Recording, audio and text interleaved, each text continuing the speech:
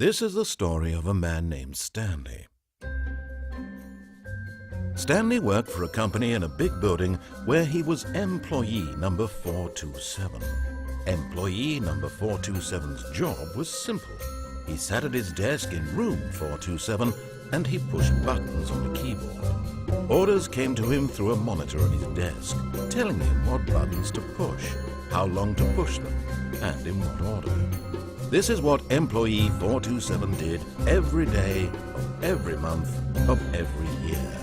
And although others might have considered it soul-ending, Stanley relished every moment that the orders came in, as though he had been made exactly for this job. And Stanley was happy.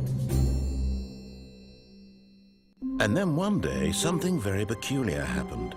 Something that would forever change Stanley. Something he would never quite forget. He had been at his desk for nearly an hour when he realized that not one single order had arrived on the monitor for him to follow. No one had showed up to give him instructions, call a meeting, or even say hi. Never in all his years at the company had this happened, this complete isolation. Something was very clearly wrong. Shocked, frozen solid, Stanley found himself unable to move for the longest time.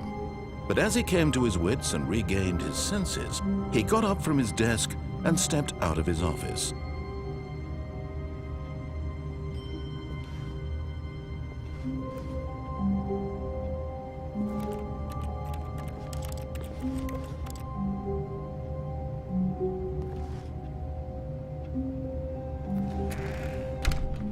But Stanley simply couldn't handle the pressure. What if he had to make a decision? What if a crucial outcome fell under his responsibility? He had never been trained for that. No. This couldn't go any way except badly. The thing to do now, Stanley thought to himself, is to wait. Nothing will hurt me. Nothing will break me. In here I can be happy forever. I will be happy. Stanley waited. Hours passed, then days. Had years gone by? He no longer had the ability to tell. But the one thing he knew for sure, beyond any doubt, was that if he waited long enough, the answers would come. Eventually, someday, they would arrive. Soon, very soon now, this will end. He will be spoken to. He will be told what to do. Now it's just a little bit closer. Now it's even closer. Here it comes.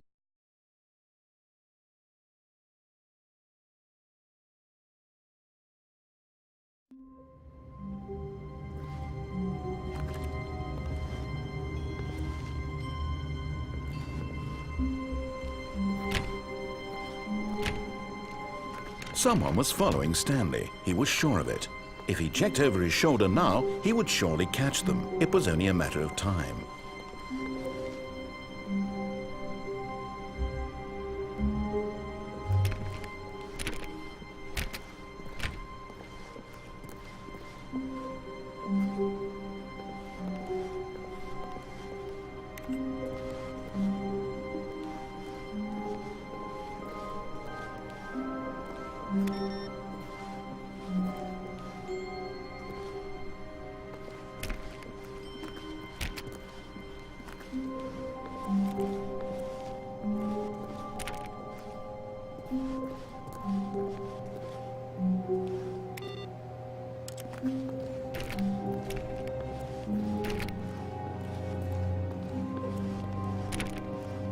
Stanley clicked on literally every single door in the office because he doesn't pick up well on cues from his environment.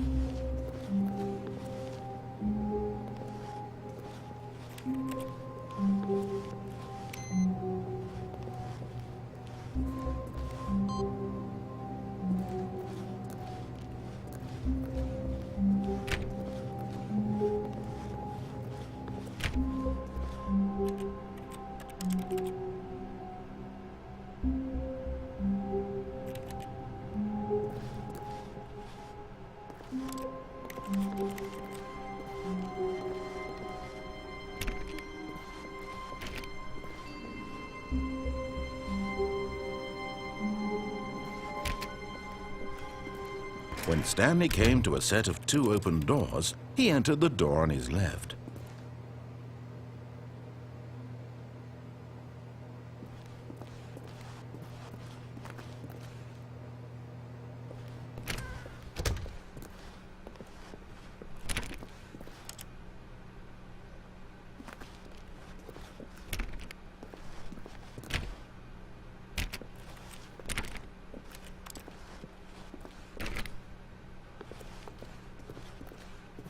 Yet there was not a single person here either. Feeling a wave of disbelief, Stanley decided to go up to his boss's office, hoping he might find an answer there.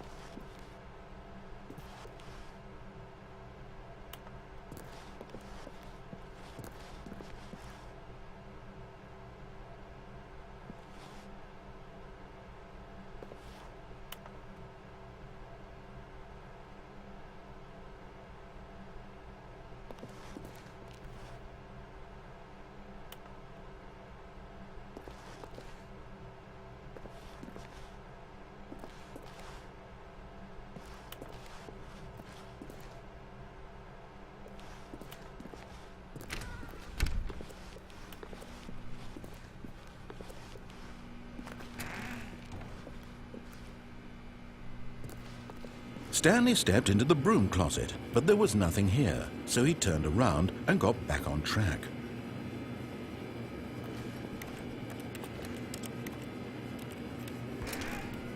There was nothing here. No choice to make, no path to follow, just an empty broom closet. No reason to still be here.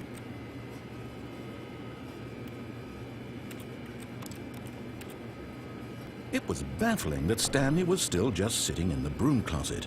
He wasn't even doing anything. At least if there was something to interact with, he'd be justified in some way. As it is, he's literally just standing there doing sweet FA.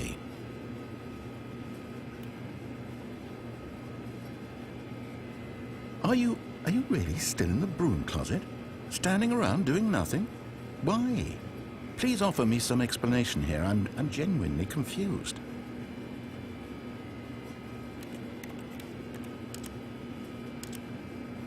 You do realize there's no choice or anything in here, right? If I'd said Stanley walked past the broom closet, at least you would have had a reason for exploring it to find out. But it didn't even occur to me because literally this closet is of absolutely no significance to the story whatsoever.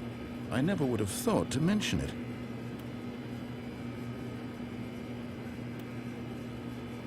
Maybe to you this is somehow its own branching path. Maybe when you go talk about this with your friends, you'll say, "Oh, did you get the broom closet ending? The broom closet ending was my favorite." I hope your friends find this concerning.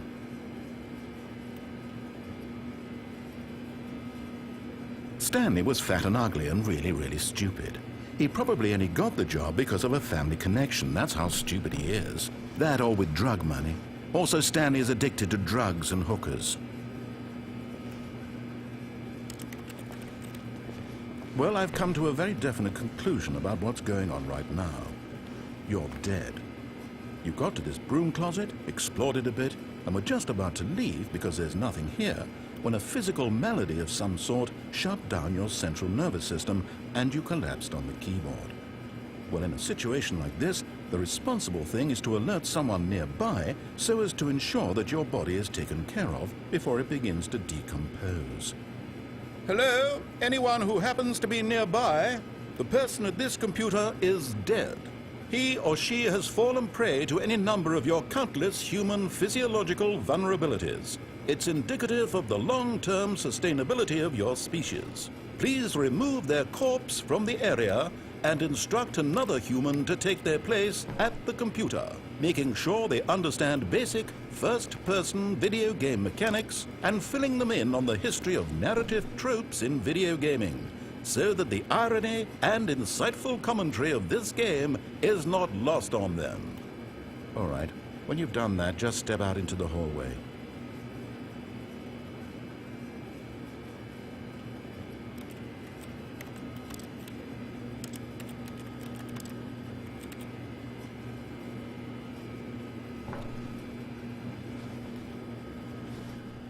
Ah, second player. It's good to have you on board. I guarantee you can't do any worse than the person who came before you. You too? Unbelievable. I'm at the mercy of an entire species of invalids. Perhaps there's a monkey nearby you can hand the controls to. A fish? Fungus? Look, you can hammer out the details. I'm not particularly picky. I'll just be waiting for when you're ready to pick up the story again.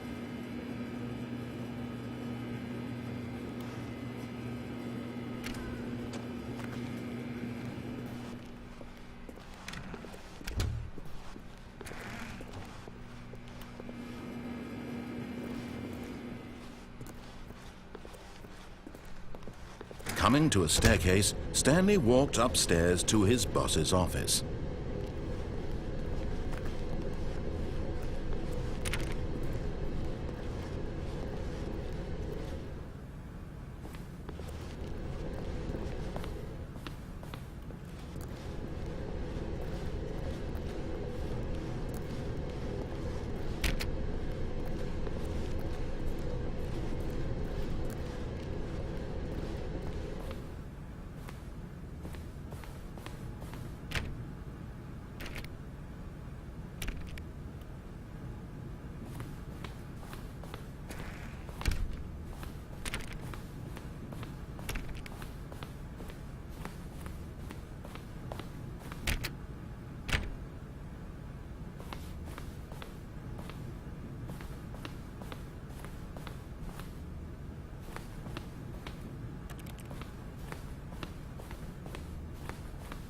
Stepping into his manager's office, Stanley was once again stunned to discover not an indication of any human life. Shocked, unraveled, Stanley wondered in disbelief who orchestrated this. What dark secret was being held from him? What he could not have known was that the keypad behind the boss's desk guarded the terrible truth that his boss had been keeping from him. And so the boss had assigned it an extra secret PIN number. 2845. But of course, Stanley couldn't possibly have known this.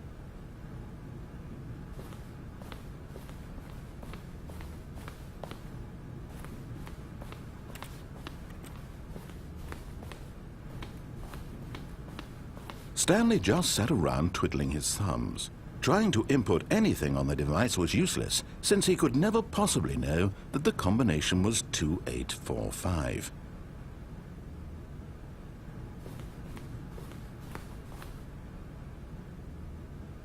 Two, 8, 4, 5.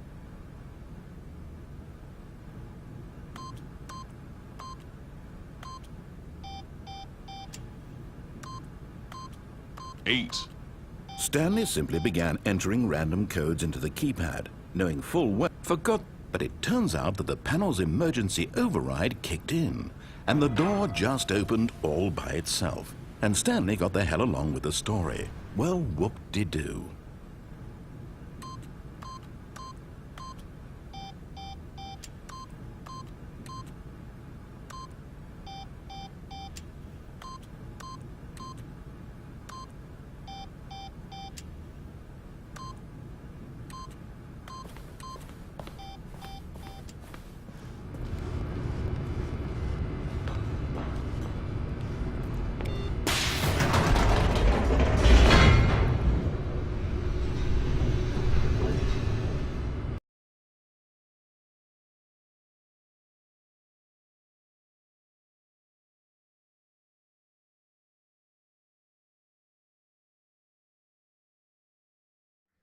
Descending deeper into the building, Stanley realized he felt a bit peculiar. It was a stirring of emotion in his chest, as though he felt more free to think for himself, to question the nature of his job. Why did he feel this now, when for years it had never occurred to him? This question would not go unanswered for long.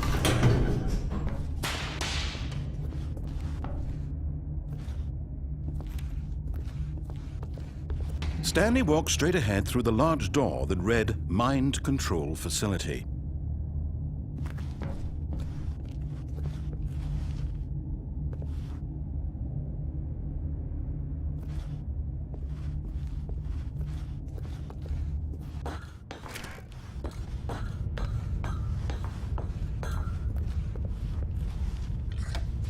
The lights rose on an enormous room packed with television screens. What horrible secret did this place hold? Stanley thought to himself. Did he have the strength to find out?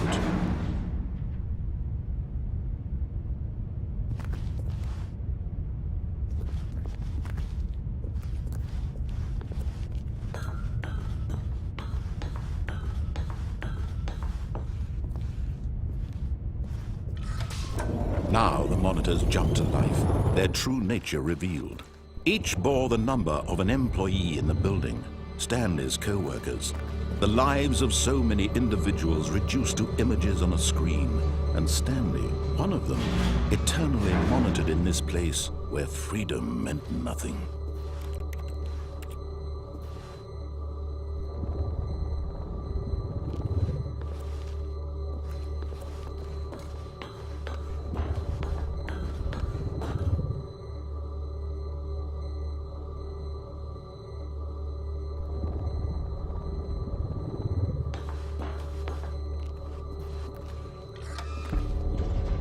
This mind control facility, it was too horrible to believe. It couldn't be true. Had Stanley really been under someone's control all this time? Was this the only reason he was happy with his boring job? That his emotions had been manipulated to accept it blindly? No, he refused to believe it. He couldn't accept it. His own life in someone else's control? Never! It was unthinkable, wasn't it? Was it even possible? Had he truly spent his entire life utterly blind to the world? But here was the proof, the heart of the operation. Controls labeled with emotions, happy or sad or content. Walking, eating, working, all of it monitored and commanded from this very place.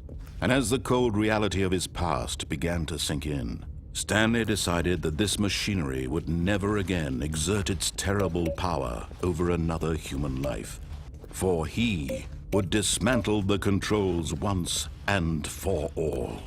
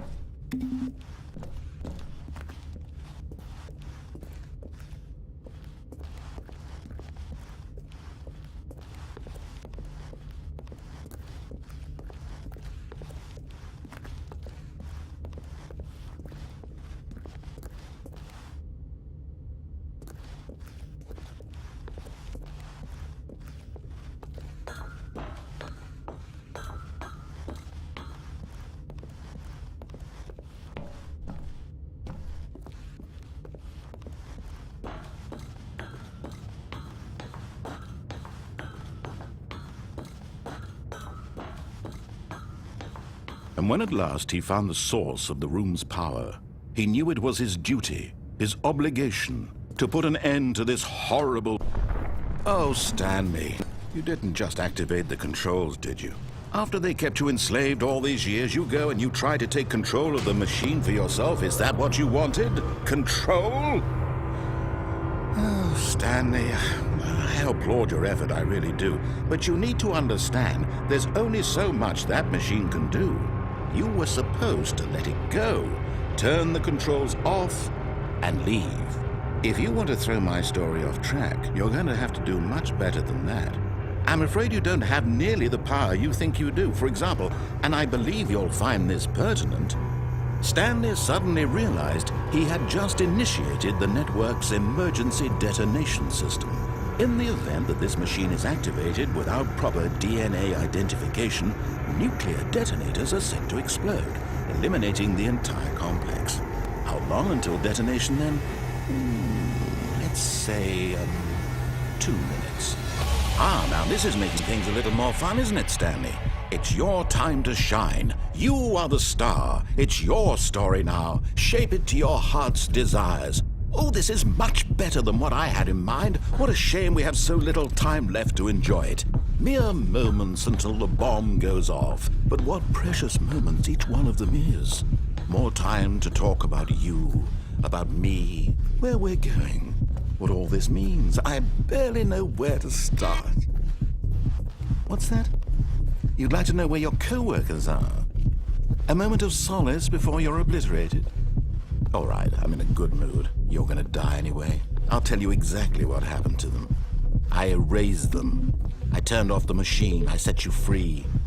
Of course, that was merely in this instance of the story. Sometimes when I tell it, I simply let you sit there in your office forever, pushing buttons endlessly and then dying alone. Other times, I let the office sink into the ground, swallowing everyone inside, or I let it burn to a crisp. I have to say this, though, this version of events has been rather amusing. Watching you try to make sense of everything and take back the control wrested away from you, it's quite rich. I almost hate to see it go. But I'm sure whatever I come up with on the next go-around will be even better. My goodness, only 34 seconds left. But I'm enjoying this so much. You know what? To hell with it. I'm going to put some extra time on the clock. Why not? These are precious additional seconds, Stanley. Time doesn't grow on trees. Oh dear me, what's the matter, Stanley? Is it that you have no idea where you're going or what you're supposed to be doing right now? Or did you just assume when you saw that timer that something in this room was capable of turning it off? I mean, look at you. Running from button to button, screen to screen, clicking on every little thing in this room. These numbered buttons, no, these colored ones. Or maybe this big red button, or this door. Everything, anything, something here will save me.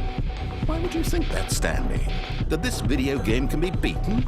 Won? Solved? Do you have any idea what your purpose in this place is? Stanley, you're in for quite a disappointment. But here's a spoiler for you. That timer isn't a catalyst to keep the action moving along. It's just seconds ticking away to your death. You're only still playing instead of watching a cutscene because I want to watch you for every moment that you're powerless. To see you made humble. This is not a challenge. It's a tragedy. You wanted to control this world, that's fine. But I'm going to destroy it first, so you can't. Take a look at the clock, Stanley. That's 30 seconds you have left to struggle. 30 seconds until a big boom and then nothing. No ending here, just you being blown to pieces. Will you cling desperately to your frail life, or will you let it go peacefully? Another choice. Make it count, or don't. It's all the same to me, all a part of the joke. And believe me, I will be laughing at every second of your inevitable life from the moment we fade in until the moment I say, happily ever after.